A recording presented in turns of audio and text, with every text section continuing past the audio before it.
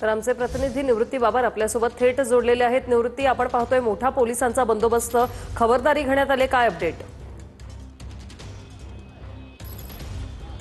नक्कीच आपण पाहतोय की 10 वाजता मराठी एकीकरण समितीने दादर कबूतरखान्याच्या या ठिकाणी आंदोलन करणार असल्याची भूमिका जी आहे ती गेल्या अनेक दिवसांपासून घेतली होती।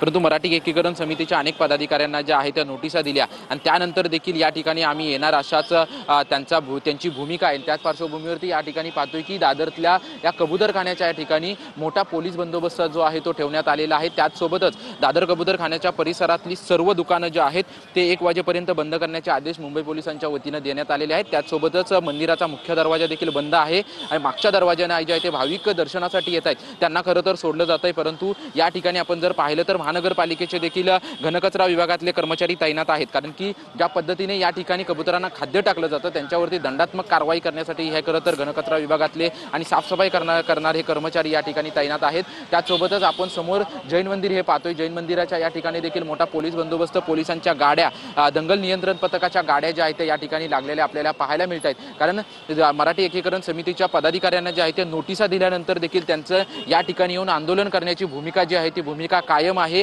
आम्ही छुप्या पद्धतीने येऊन त्या ठिकाणी येऊन आंदोलन करू अशी भूमिका जी आहे ती त्यांनी घेतलेली आहे। त्याच्यामुळे या ठिकाणी कायदा सुव्यवस्थेचा प्रश्न निर्माण होऊ नये यासाठी प्रशासनाकडून सर्वच काळजी जी आहे ती काळजी घेण्यात येते। सकाळ पहाटेपासूनच खरं तर मोठा पोलीस नक्कीच बंदोबस्त निवृत्ती याकडे लक्ष असेल, तुमच्याकडून अपडेट घेऊ। तुर्तास धन्यवाद दिलेल्या या माहितीसाठी।